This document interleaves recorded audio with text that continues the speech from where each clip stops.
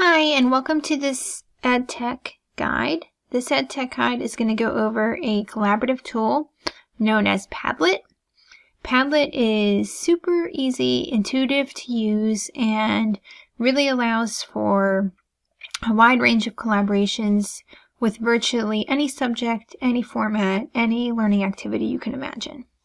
So this is the main page for Padlet. If you don't currently have an account, you would just have to create your account first. And there are two options for Padlet. You can have a free account. You can also have a premium account. The free account has a lot of functionality. It doesn't expire. You can use the free account for as long as you want. The premium account just has slightly more features and also gives you that extra level of support to the Padlet tech team. So I'm going to log in here with my email, and we can get started exploring Padlet. So you can see here that it gives you a tutorial. You can take a 55-second tour on how to use Padlet. I'm going to skip that, but when you go in here and start making your account, you can get started on that. So you can see here that these are kind of the jetpacks. These are the additions that you can make. So here is my dashboard, and I'm just going to make our screen a little bit different now that the screen changed so that we can better see everything we need to see. Okay, there we go. So this is the dashboard. I want to draw your attention to a few things on this page before we get started looking at the options in Padlet. So you have your dashboard, all of the Padlets you've made, recent activity on the Padlets, any attachments that you've added to the Padlets, collaborators, and settings. And this collaborators tab is where you would be able to share it with your students or your colleagues, a professional development workshop, a conference, anywhere that you might feel like you could use a virtual collaborative tool. So we are going to go back to dashboard. And like I said, this is a very intuitive, easy to use tool. So pretty much what you see is what you get. It's not tricky to figure out kind of how to work a Padlet. So you can see over here that there are a variety of apps and plugins. So there's apps for iPad, Android, there's Chrome extensions, and then a WordPress plugin. So on this main part of the screen is where you will be able to make your Padlet.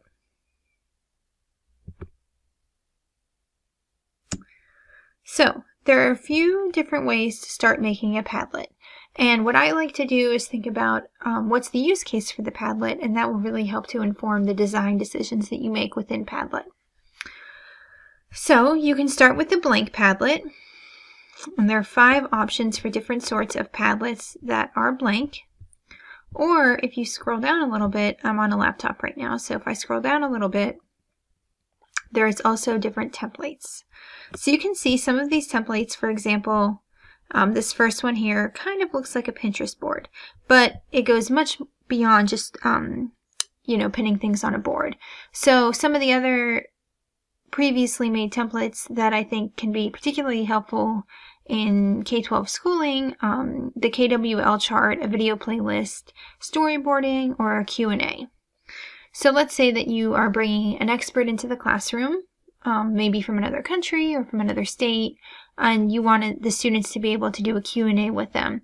Well, if you have a Padlet up during that, it's very easy for the students to go in there and post the questions they want to post, how they want to post them. It's not such a dry Q&A box as you would typically see.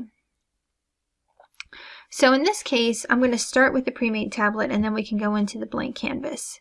So I know KWL charts. I use them when I taught, and they can be very helpful in a variety of situations. So I'm going to select that one. And as you get in here and start making Padlets, you're actually also able to share them broadly with the community, so other people can see your templates and kind of build upon them. So we can see here that this KWL chart originally was asking, what do we know about giraffes? But I'm going to stick with our theme of Impressionism. So once we get into this Padlet template, we're able to modify our choices. So we can see here that originally this template was about giraffes, but we've renamed it to be about Impressionism. And we can choose a different wallpaper since we're focused on art and Impressionism now. Maybe a giraffe background isn't what we really want. So because we're going to be putting paintings onto this, and what we know about Impressionism, I'm thinking something that is fairly uniform and plain in the background so the paintings really pop would be a good design. So I'm just going to go with the traditional scroll at this point.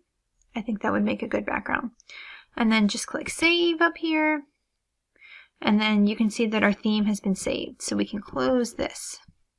So now we have, what do we know about Impressionism? In the first column we can put our W. Second column we can put our K. Second column we can put our W.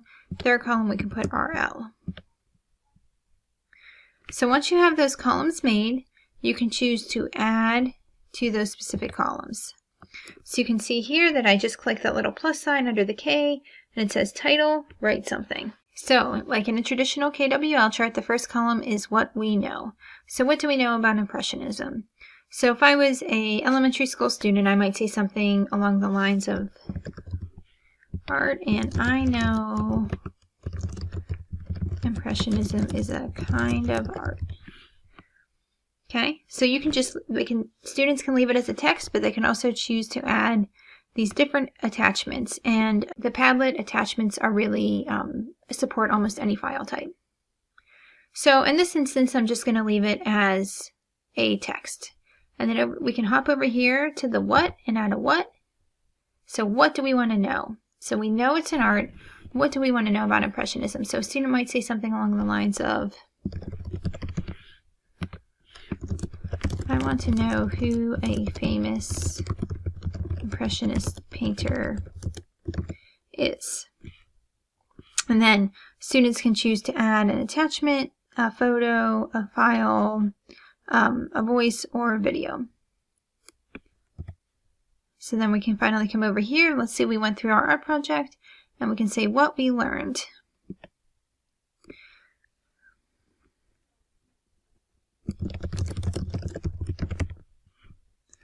So we can say over here, I learned that the name of a famous Impressionist painter is Monet.